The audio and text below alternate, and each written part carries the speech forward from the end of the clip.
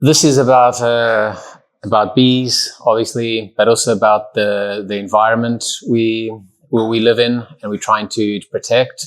We have a really, really special place here, and so I want to tell you a bit of that story, and of course, the bees are part of it. So, do you know when you do this hundreds of times and you get here and you're just like, oh my goodness, what am I doing? Okay, so anybody keep bees here?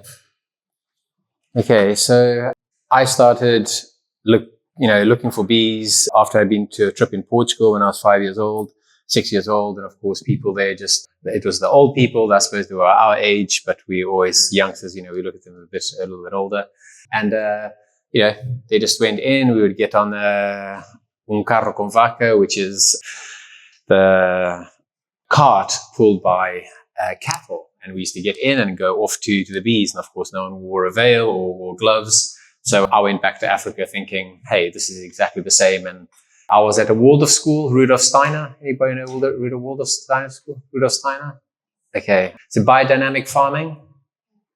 Okay. So very organic farming, organic minded, really working with the land, etc. And there was a beehive there, old Langstroth that had fallen apart. And I just walked up to it and started to open it up, just as I did in Portugal with no smoke. And the bees didn't do anything. But of course, it set all the workers on the farm, particularly during that time, it was during apartheid. So, of course, seeing a white child go and possibly being harmed, people felt very responsible. That was just a short introduction, because 8 years later, my family and we had to go into exile. My parents were members of the African National Congress. So we went into exile in 1979. My parents sent us off to Portugal, to Zimbabwe via Portugal. They didn't know if they could get out of South Africa. They eventually did, and we met up in Zimbabwe. So we've got quite a political history. But this is really, the picture doesn't do it justice, but this is one of our nests up in the Hyde Park. It's up at 23 meters. It's covered in propolis, which is this bee glue that bees make. They produce about 75 to 100, 200 grams of it per year. This nest over here weighs 7.5 kilos, and it's all the way up in the trees. It's where we find most of the nest. So the environment is really, it's really, really unique. And the bees are different. So, I've got some genetics. People are very much into this whole genetic thing. And there was a chap called Brother Adam, who's now passed away. So we have to be very careful, what we say, because he can't respond in person. But he was actually responsible for the demise of many of the subspecies of honeybees. There are 23 subspecies of honeybees around the world. And within those subspecies of honeybees, you get what are called ecotypes. So honeybees, or even trees or any species that are very locally adapted. And these local pockets of bees are extremely, extremely important for the environment. More importantly so, because I'm sure you've heard about some of the problems with honeybees and other pollinators in general. And honeybees, if you move them around, they can actually, for example, literally rape the countryside as they try and adapt to that environment. They lose that forage capacity after about 3 to 5 years. And this is one of the reasons why beekeepers are always looking for changes in genetic stock. And that's what Brother Adam did. He would go out and get bees from other parts of the world and introduce them to the UK, and develop something called hybrid vigor, which is when you cross different subspecies or different types of honeybee. So this has left sort of a long-lived legacy. But the short story of this is that as a 17, 18-year-old in 1917, bearing in mind this was a completely different world, both in the environment, both with the people, he declared that the Apis mellifera, the black British honeybee or the local honeybee, was completely dead, didn't exist in the whole of the UK. So he was a priest up at Buckfast Abbey in Devon, and he came out with this. And of course, this is one of the powers of religion. So on the left-hand side is another nest that is literally brown. The bees close the entrances up. That's a woodpecker nest. That on the far right is closing of the entrance with propolis, so they're protecting their own nest. Beekeepers sometimes breed this capacity of bees to produce propolis out of the honeybee. Can you all see? So I'm just standing. The picture from the second one from the left to the right. it's a bit difficult. That's the first nest I found here at Blenheim. And my daughter drew that when she was 8. She took a picture of the tree, and I asked her why she did that. And she said, Dada, it's because you look after the trees and the bees.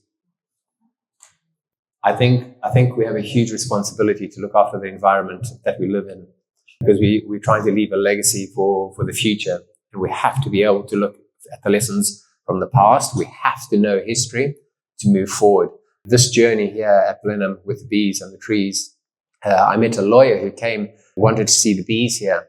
And this lady starts talking to me, and she says, oh, last weekend I met someone who would have loved to talk to you.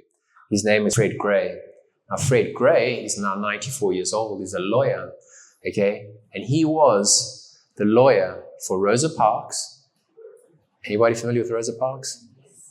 Martin Luther King, Malcolm X, okay? This is without me even knowing. So with my history of knowing Walter Sisulu, Nelson Mandela, Chris Honey, who used to sit down and watch me work with the bees, okay? So on the other side, the same political spectrum, and the bees have brought us together. So I'm really passionate about protecting the environment we have, and bees as they are in local environments. There are over 35,000 honeybee queens imported into the UK every year. There's a huge devastation of the local genetics into the honeybee stock. Over that, there are 85 to 100,000 nuclei of bumblebees brought into the UK. Okay, so non-native. So you've got a huge transmission of disease that can occur across honeybee species and invertebrates. So I really say this is not a responsibility. It is absolutely my duty to do this. So this is something I'll show you that's right. I don't know how many of you have heard of Aldo Leopold. If you haven't, there's a book called The Sand County Almanac. It's a seminal work. It's absolutely fantastic. But he says the thing is right when it tends to preserve the integrity, stability, and beauty of the biotic community. It is wrong when it tends otherwise. So the biotic community is everything that involves and makes an ecosystem work.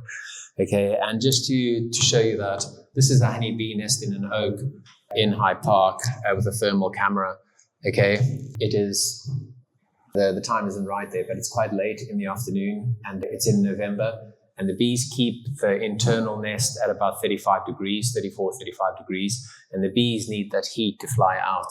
So those are the bees flying. Most of the time they're just doing small cleansing flights because they don't void their guts in the tree as good as I can get. But I call that the living heart of an oak. So people ask me why I do this. Well, I absolutely love climbing. I've been climbing all my life. I've been climbing for over 50 years. And these are some old pictures found in Spain. These are 9,000 years old from Cuevas de la Araña, and they depict various people climbing. They've always historically been said that there were men climbing. I don't believe it. I think one is possibly a man, this one is a woman, but this one is definitely me. So at work, as I said, the trees are an incredibly important part of the work here. We've got over 4,100 species here at Blenheim in Hyde Park in the survey we did.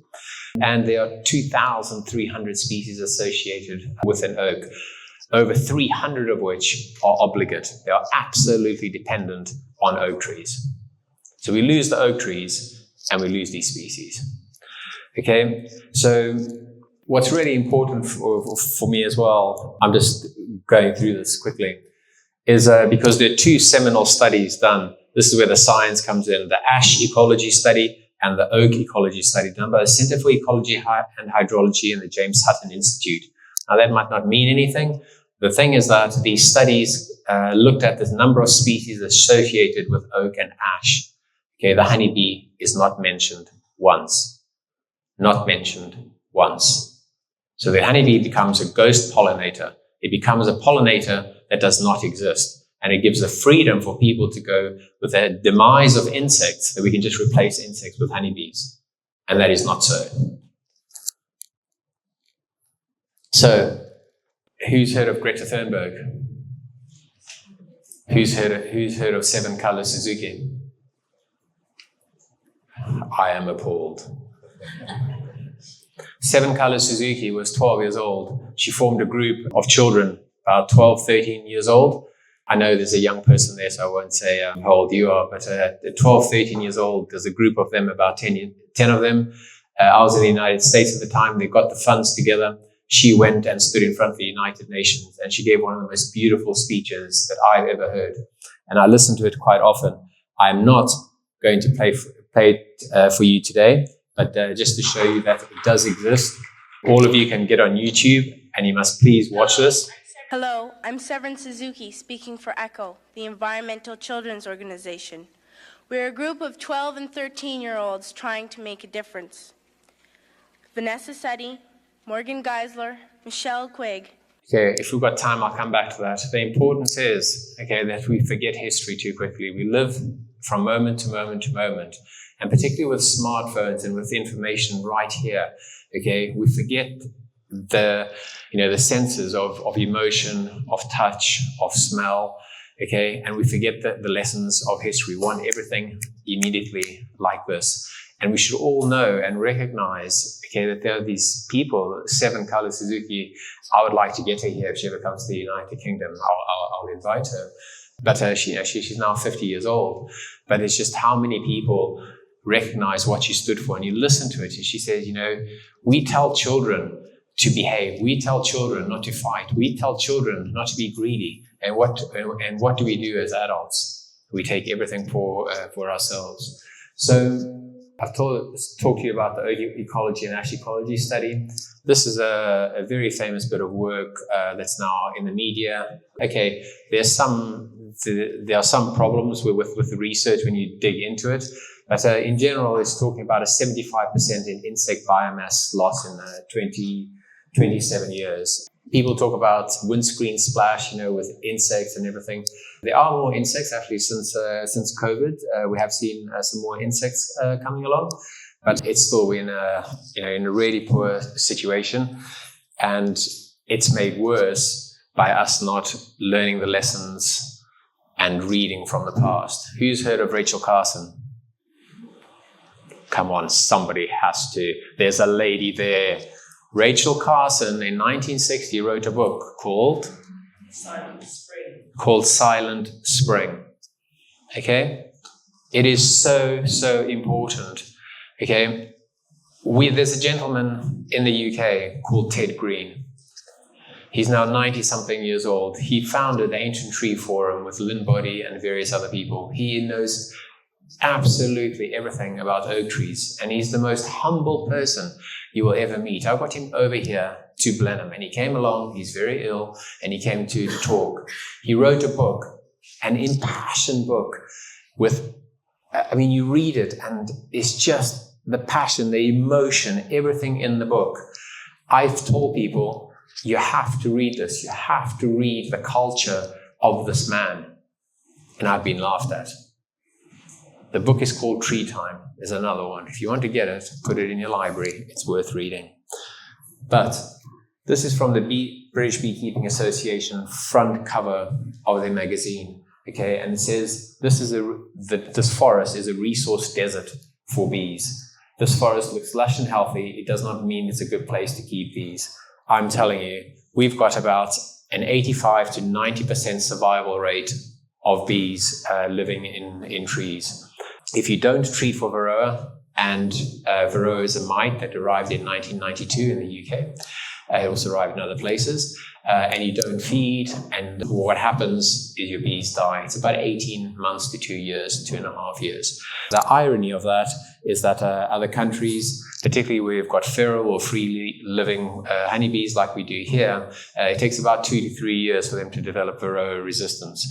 And Cuba, the Varroa mite arrived in Cuba in 1992. The Ministry of Agriculture in Cuba put a ban on any imports or movement of honeybees around Cuba. Within 3 years, they had a Varroa-tolerant population. We still not do have a Varroa-tolerant population in the UK. This is a study honeybees do find where there's a lack of habitat. They do find other places.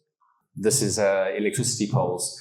But this is quite a lot of beekeeping, which you've got to keep the diversity of bees. And this is why, the honeybees, the wild honeybees are so important. I'm actually on a task force at the moment looking at stopping or banning honeybee imports into the UK.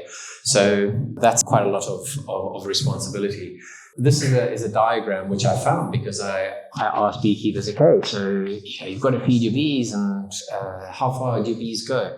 And no one tells me, they say a rough figure, they can go up to 10 miles or something like this. Well, if a bee visits an area 100 yards, that's like from here, just the other side of the courtyard, not even, okay, the colony can have access to 6.5 acres or 2.6 hectares. It is a massive area. They do not need to travel very far, particularly if they know what the forage is going to be. Now, I say that and you think, so you're just talking about forage.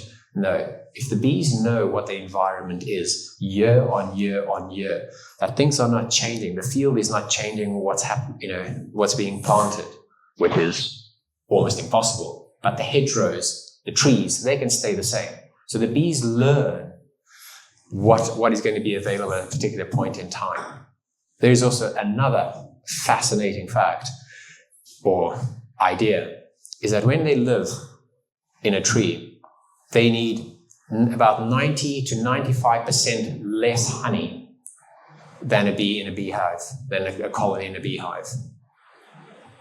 Okay?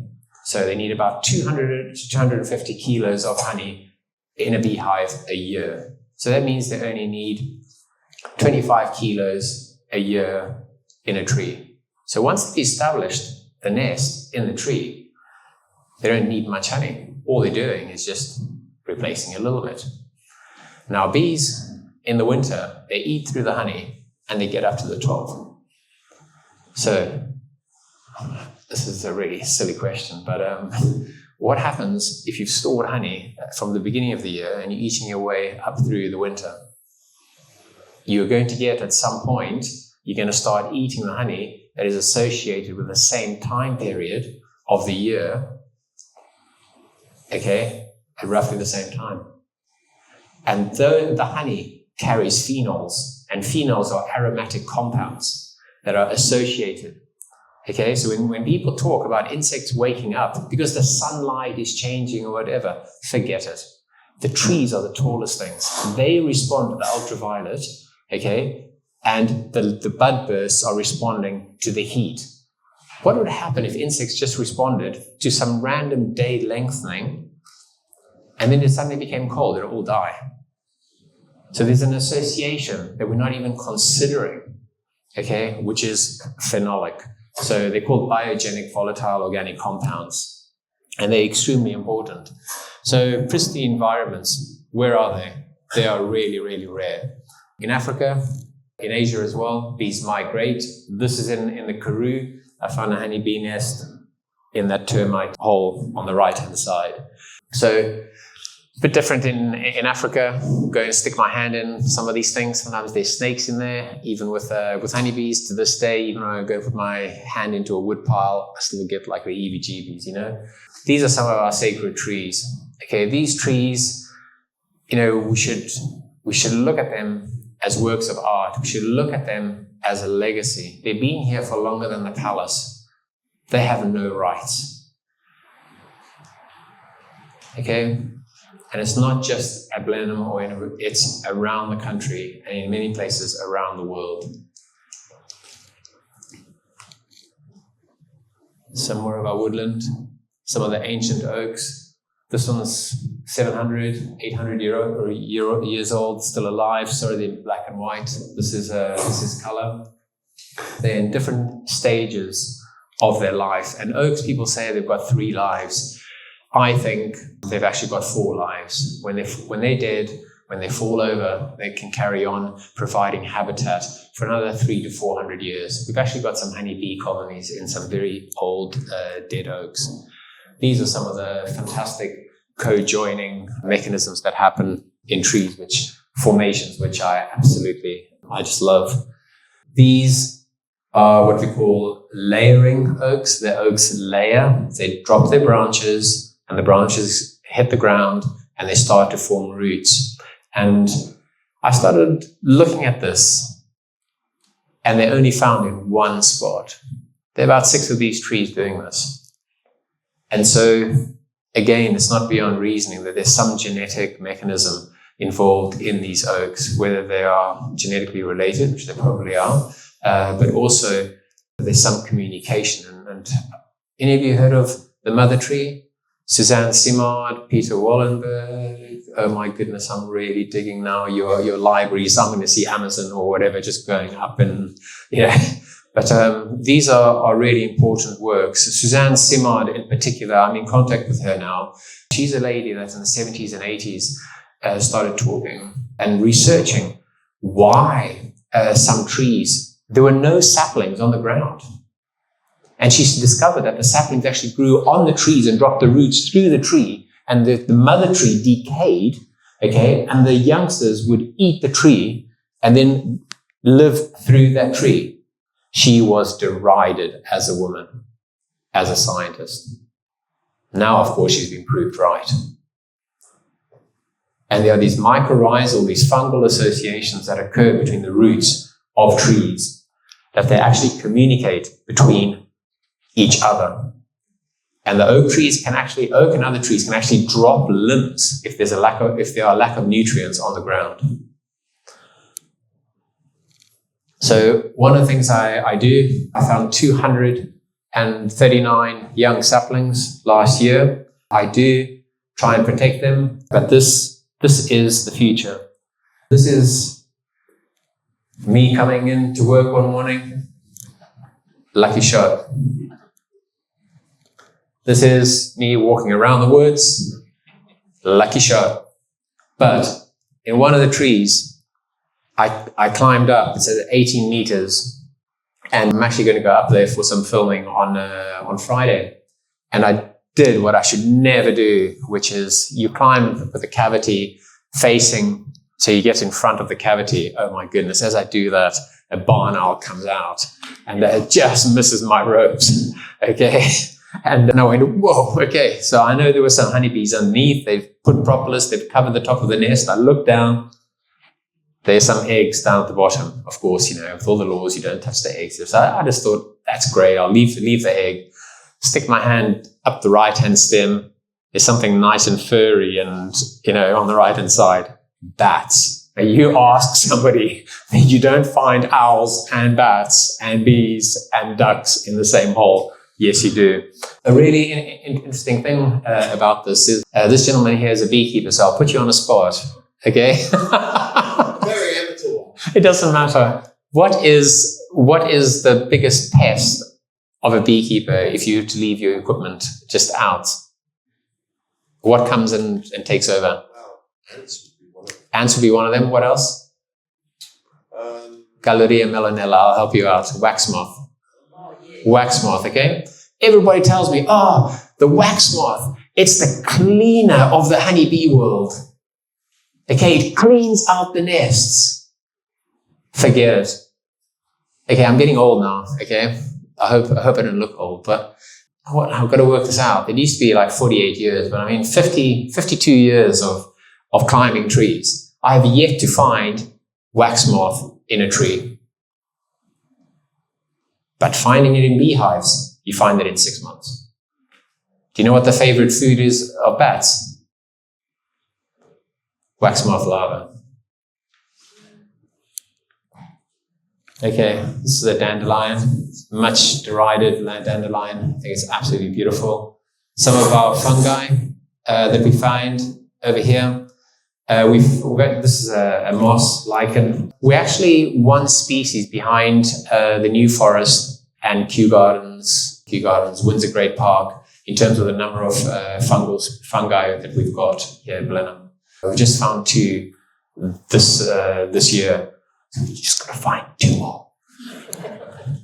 This is a slime mold, absolutely beautiful. These are minuscule. So I do get covered in ticks when I look for these things, but I really love them. I'm sorry, it's on its side.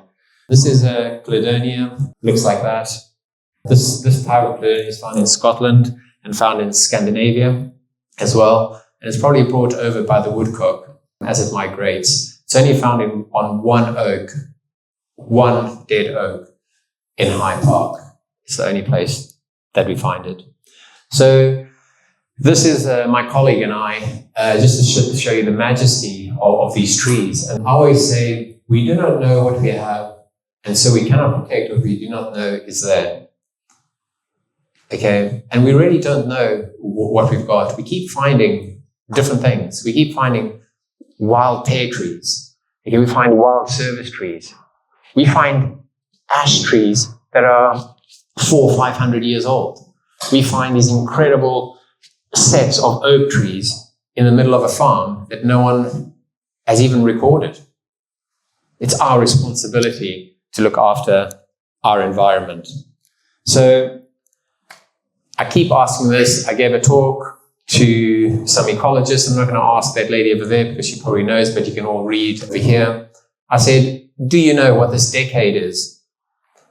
I don't know how many talks I've given. Not one single person has been able to give me the answer. It's the United Nations decade of ecosystem restoration. And not a single person can answer that question.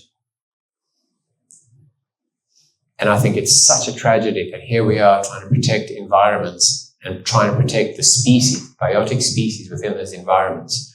Okay, and we don't know what a world governing body is declaring for our environment.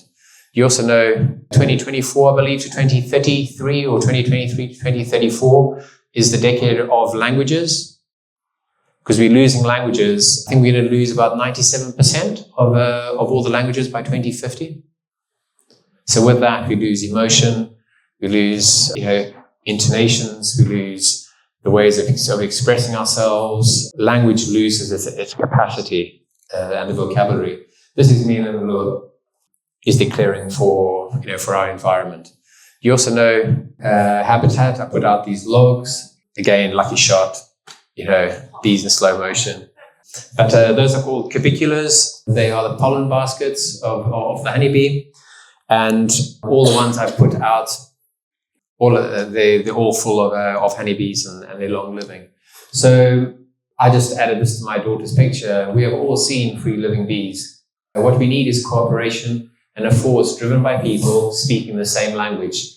The language of nature, biodiversity, ecosystems, life forms, and the bee.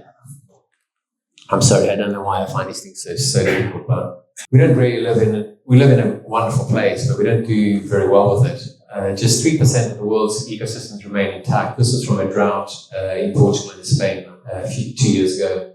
And only 2.5% of the UK land is covered in ancient woodland. It's just come out that of all the grants that are given for planting new trees, only 5% of the government money goes towards natural regeneration. That is towards a tree growing where it has done for millions of years and tried to do. We are now going and planting. Yes, there is a need to plant, but also we need to allow nature to regenerate, particularly with local provenance. Okay, so compassion. I believe with nature and with people. I don't want to run too long over thumbs. Something I've learned in life is that if you show compassion, which is not always easy, but we have to show compassion, you can develop resilience. If you don't develop resilience, you cannot restore. And this works with nature and it works with people. It's one of my fundamental beliefs that we have to show compassion, we have to develop resilience, and we've got to restore. This is a crazy story, I'll tell it. I've been here about 6 months and I found a few colonies. We're in the middle of Hyde Park. Now, I've got to set the scene. We're in the middle of absolutely nowhere, in the middle of the woodland. Had a colleague, he was coming over, he'd just broken up with his wife, he was delayed. He was supposed to arrive at 8:30, 9 o'clock in the morning. He was supposed to go into the woodland, have a look at some bees, and he was late. Beautiful morning, he arrived at 11:30, 12 o'clock. Clouds came in, wind's blowing, it's like going into woodlands. Anybody who's involved with health and safety, I apologize, but I still go into woodlands. It starts to become a bit difficult to put up ropes to get into a tree. It all takes time. It was 3 o'clock in the afternoon and the wind's blowing and everyone coming over and we're there just having a look at some bees. All of a sudden, I just told everybody, this is a true story. Just be quiet, just be quiet. I mean, this is the middle of a storm. A honeybee swarm, this swarm, arrived above our heads, okay? At that place, on that day, at that moment. This is the result of it in 10 days. This is magical. That's a honeybee nest in the wild, in a skip. They're getting quite big, and that means that there is comb. And so what we'll do is just have a look in here. We should be able to see the comb. There you go. Magic. Look at that. Look at that. That's from the park. It's Blenheim bees, wild colony in a skip to keep the original conditions. So absolutely beautiful, just as nature should be. I talk to myself quite a lot. I just think what I said there as well about the Blenheim bee, I think is really important. I talked to you about Apis mellifera earlier on, and I did some work for Professor Grace McCormack in University of Galway in Ireland. And I keep going on about this business of not moving bees. And they've got a pure population of Apis mellifera, the British honeybee there. And she got a swarm from somebody in the south of Ireland.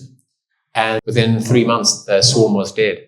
So even moving bees from one site to another at the wrong time of the year can result in the demise of the colony. And I really think if we move away from this idea of subspecies of honeybees and we focused on the ecotypes and the localness of the bee, then that's going to help everybody. Because Blenheim can have their bee, Linton can have theirs, Fonthill could have theirs, Bristol could have theirs, and then people are more protective and start to protect, what is there. And I think that's a really good way of looking at it. Just giving you a bit more. Somebody I really quite like, quite a few people I quite like. Edward Wilson, sort of along with John Muir, who is a big conservationist. They tend to be mostly men, which I think is a bit of a problem. There's this idea, this concept of biophilia, and you see it with children, where children grow up and they don't recognize that a tree is a tree. It's just an extension of the earth and it meets something up here, and that thing is blue or grey or whatever it is, and they don't differentiate that. They've got a much closer association with nature. We then break that all apart, and we start going, it's a tree, it's earth, it's a sky, and we divide a child up. Our uncommon heritage, biodiversity change, ecosystem services, and human well-being is the biggest environmental problem of our time. And this was written 50, 60 years ago. Okay, and I don't think we're doing enough. I like bees. So what is our future? Just last Friday, this is one of our oldest, if not the oldest oak in the park.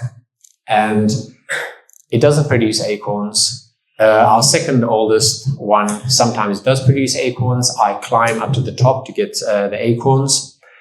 You have to do something called limb walking, which means you have to tread very carefully, make sure the branch doesn't snap off, and you have to have all these ropes put up. But on Friday, I found this.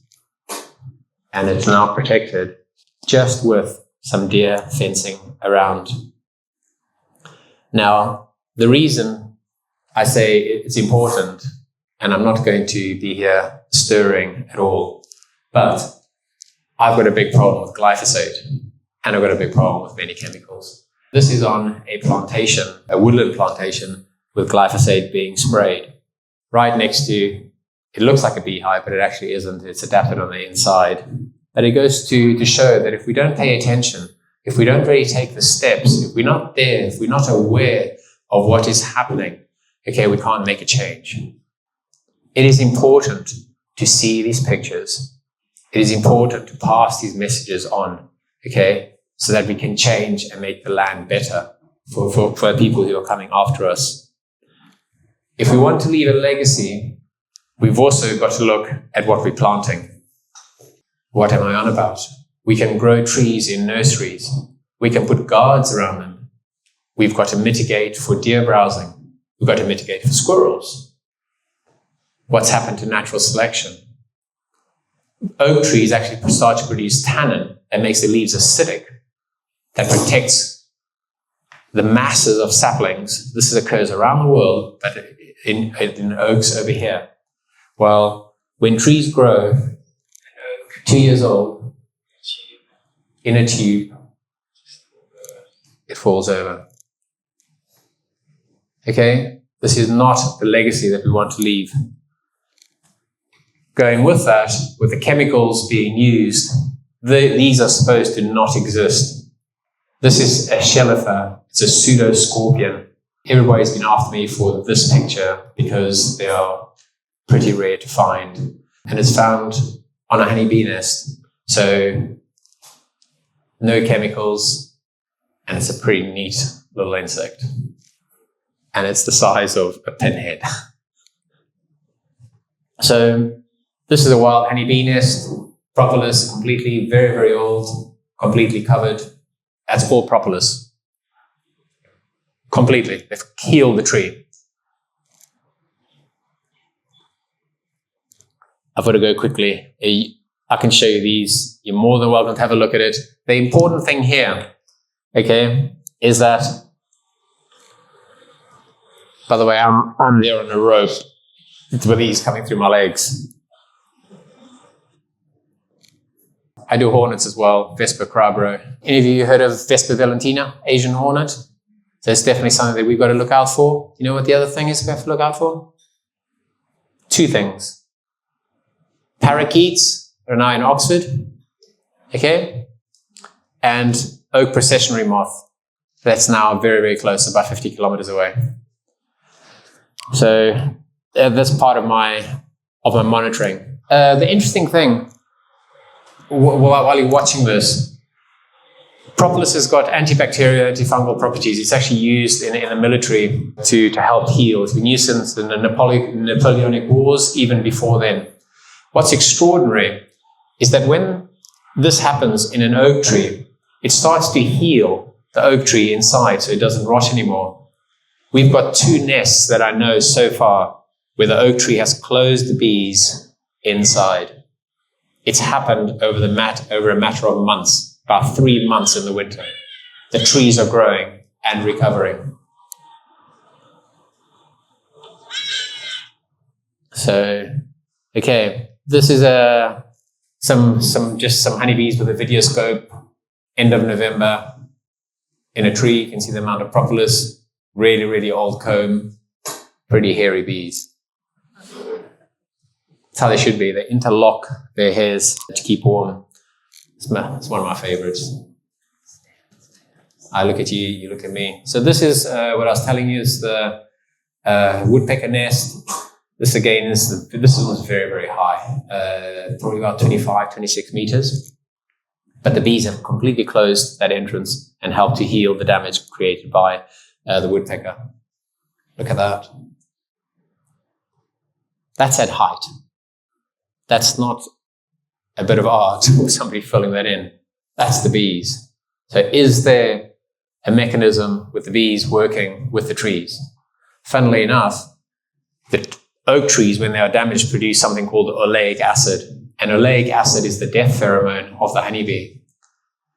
So is it that when the oak tree is damaged, that it can produce a pheromone that attracts the honeybee? Because the honeybees, the wild honeybees, okay, look for nests that are dead because the cost of producing comb is so great. To give you a number, I told you that honeybee colony needs 200 to 250 kilograms of honey a year. Well, honey is how much percent water? nectar is about 90%, 75 to 90%. Honey is about 16%. If it's higher than 16, 18%, it starts to ferment, which means that you have to multiply your 200 and 250 by a factor of 5, 6, 7, 8. That's 1,000 to 1,500 liters of nectar for one honeybee colony per year if you don't do anything to it. The moment you take honey off and they're not in tune with the environment, you can see the damage that honeybees can cause. Okay, this is a video of the honeybee in there. Sorry, I'm out of breath, but I was climbing. It's a honeybee nest. I've got a few of those. One of them that I've got out weighs 7.5 kilograms. As I said, bees produce 100 to 300 grams of propolis a year. So that gives you about 20 years that these bees have been living there. Okay, so these are my hornets, and this is me. This is really interesting because bees, they put pheromone. You can see how high I am. I'm at the top of the woodland.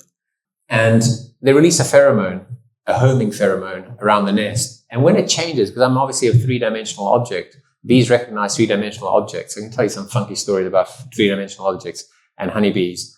But I become part of the tree. But I'm a different color. I'm a different shape. And so you should see my colleagues when I'm coming down the ropes, followed by a trail of bees who think that the house is moving. Okay? But it does happen. So these are just some pictures of the nests. This is some research that's been done. I'm going to mention it very quickly because the honeybees are living in small cavities, about 10 to 20 liters, and beehives are about 37 to 40 liters. That's a national, a British national. Langstroth completely changed the way people kept bees in 1852 by development of the movable frame hive, or so it said. He wasn't. The first one was actually Prokopovich in about 1804. But bees live in much smaller cavities. They also, in the UK, believe it or not, can survive the winter in the wild, in the open. That survived a whole winter. And when they run out of space inside, they build outside.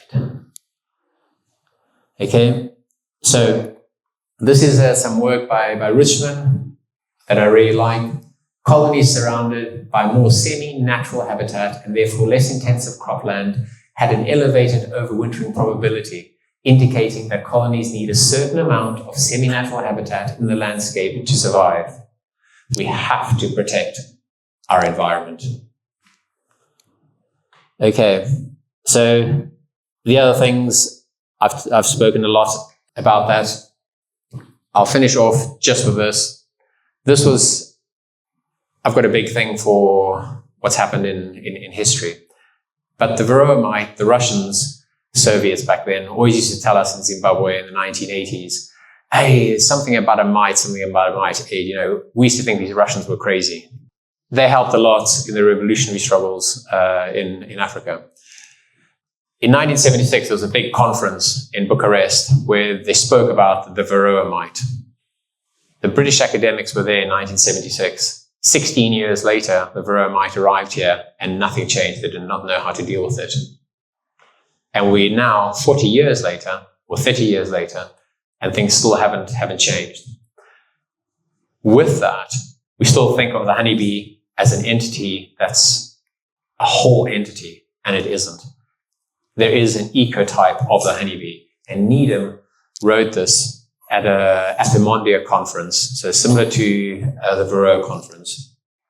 And he says that I believe that the differences between even very local ecotypes, whether it's the Blenheim bee or any other bee in a pristine environment, deserves our serious attention. There is sufficient circumstantial evidence to suggest that we may be missing something that is both wonderfully subtle and also potentially very useful. And I believe that is what we're finding here, and that's what we have. Is that enough? Hey, look. No, look.